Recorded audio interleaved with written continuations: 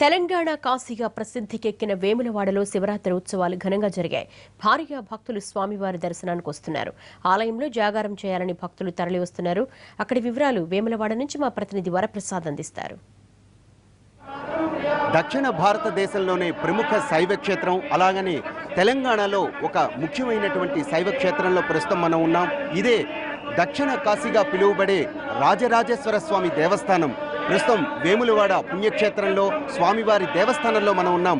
ఇక్కడ అనేక కార్యక్రమాలు శివరాత్రిని పురస్కరించుకొని జరుగుతున్నాయి. ముఖ్యంగా ఇక్కడ అనేక పార్థివ లింగాలను ఏర్పాటు చేసి మహాలింగార్చన కార్యక్రమం జరుగుతోంది.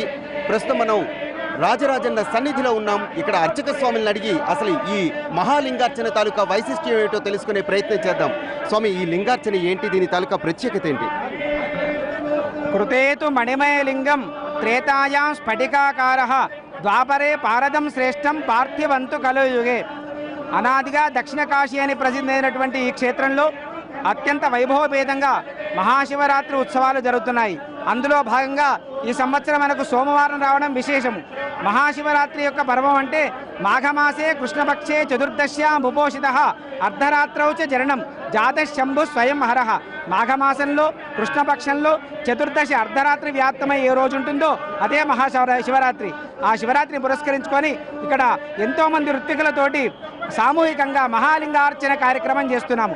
మహాలింగార్చన అంటే పార్థివ లింగాలు మనకు యుగ ధర్మాన్ని అనుసరించి ఈ కలియుగంలో సత్యస్ఫలితాన్ని ఇచ్చేటువంటి లింగోపాసన పార్థివ లింగం. ఎందుకంటే ఇందులో 366 లింగాలు ఉంటాయి. ఒక సంవత్సరంలో స్వామివారి యొక్క సేవ ఈ రోజు చేసుకున్నట్టయితే సంవత్సరం మొత్తం కూడా శివుణ్ణి ఆరాధించి శివునికి దీపం వెలిగించి శివుని పూజ చేసినటువంటి మహాఫలితం మనకు వస్తుంది. ఇందులో 366 లింగాలలో 15 ఆవరణలతోటి మనం ప్రతిష్ఠ చేసుకుంటాం. ఇది ప్రదోష కాలంలో శ్రేష్టం. ఎందుకంటే శివునికి ప్రదోష కాలం అత్యంత శ్రేష్టమైన సమయం. ఈ సమయంలో శివుణ్ణి కొలవడానికి 33 కోట్ల మంది దేవతలు వస్తారు. ఆ ప్రమదగణములన్నింటినీ కూడా వైదికమైనటువంటి మంత్రములతో ప్రాణప్రతిష్ఠ చేసుకొని ఆ స్వామివారికి అభిషేకము మరియు మహానిషి పూజ కార్యక్రమం చేసుకుంటున్నాం. ఈ సందర్భంగా చూశారు కదండి, ఈ మహాలింగార్చన తాలూకా వైశిష్ట్యాన్ని చక్కగా వివరించారు.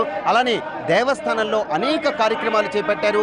ఇక్కడ కోట్ల మంది, లక్షల మంది భక్తులు ఈ దేవస్థానానికి వచ్చి స్వామివారి దర్శనానికి వస్తున్నారు. మరి ఈ లక్షల మందికి అనేక ఏర్పాట్లు చేసి ప్రతి ఒక్కరికి మనస్ఫూర్తిగా స్వామివారిని దర్శించుకునే ఏర్పాట్లు చేశారు ఈవో గారు. ప్రస్తుతం వేములవాడ రాజరాజేశ్వర స్వామి దేవస్థాన ఈవో గారు మనతో ఉన్నారు. వారితో మాట్లాడదాం. స్వామి, ఎలాంటి ఏర్పాట్లు చేశారు? ప్రస్తుతం లోపల దర్శనాలు అవి ఎలా జరుగుతున్నాయి? భక్తుల అభిప్రాయాలు ఎలా ఉన్నాయి?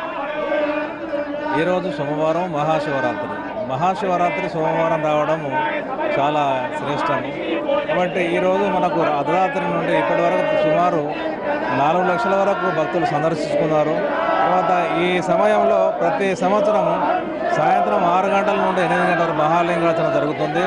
తర్వాత ఈ రోజే కాకుండా మాస శివరాత్రి, కార్తీక సోమవారాలు, శ్రావణ సోమవారాలు కూడా ప్రత్యేకించి ఈ ఆలయంలో ఈ మహాలింగార్చన జరుగుతుంది. తర్వాత ఈ మహాలింగార్చన ఈ దేవస్థానం కాకుండా భక్తుల ద్వారా కూడా మనం ఇక్కడ నిర్వహించడం జరుగుతుంది. తర్వాత భక్తుల గురించి ఏర్పాట్లు ఏంటంటే మనకు వచ్చే దాదాపు ఈ మన తెలంగాణ రాష్ట్రంలో కాకుండా తర్వాత పక్కపంటే ఆంధ్రప్రదేశ్, తర్వాత మహారాష్ట్ర, వివిధ ప్రాంతాలను కూడా భక్తులు అవ్వడం జరుగుతుంది. వీళ్ళకు కూడా మనకు ప్రత్యేకించి క్యూ లైన్స్ ఏర్పాటు చేయడం జరిగింది.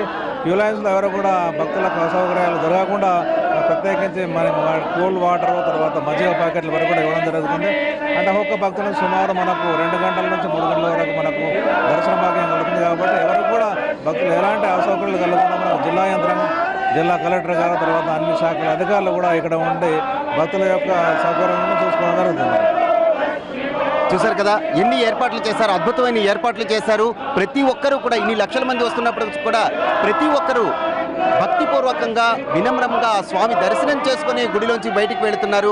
ఎంతో తృప్తిగా వెళుతున్నారని చెప్పి ఈవో గారు మనకు తెలియజేస్తున్నారు. ఇక ఈ ఆలయ వైశిష్ట్యాన్ని విషయానికి వస్తే కనుక యుగ యుగాల నుంచి కూడా ఇక్కడ స్వామివారి అర్చన జరుగుతున్నట్లుగా ఇక్కడ పురాణ కథలు చెబుతున్నారు. ముఖ్యంగా త్రేతాయుగంలో శ్రీరాముడు దర్శించుకున్న లింగంగా, అలానే ద్వాపర యుగంలో పాండవుల చేత కూడా అర్చించుకునే లింగంగా కూడా ఈ రాజరాజేశ్వర స్వామి లింగాన్ని ఎంతో ప్రాముఖ్యత ఉంది. ఇక అలానే ఇది హరిహర క్షేత్రంగా చెబుతారు. ఇక్కడ పరమశివుడికి ఎంత విశిష్టంగా పూజలు జరుగుతాయో అంతే విశిష్టంగా ఆ శ్రీమన్నారాయణుడి యొక్క రూపమైన అనంత పద్మనాభ స్వామి కూడా ఇక్కడ అదే విధంగా పూజలు జరుగుతాయి. అంతటి వైశిష్ట్యం ఉన్న ఈ దేవాలయంలో అనేక ప్రత్యేకతలు ఉన్నాయి. ఇక్కడ పుత్ర సంతానం లేని వారు కోడి మొక్కుల్ని చెల్లించుకోవడం మనకు బహుశా దక్షిణ భారతదేశంలో ఈ దేవాలయంలో మాత్రమే కనిపిస్తుందేమో అనుకోవచ్చు. కోడె దూడల్ని తీసుకువచ్చి సన్నిధి చుట్టూ ఒక ప్రదక్షిణ చేయించి ఆలయానికి అర్పిస్తారు. అలా చేస్తే గనక తప్పనిసరిగా వాళ్ళ వంశాభివృద్ధి జరుగుతుంది, పుత్ర సంతానం కలుగుతుంది అనే నమ్మకంతో అనేక వేల మంది భక్తులు ఇక్కడికి వచ్చి కోడి మొక్కులు చెల్లించుకుంటూ ఉంటారు.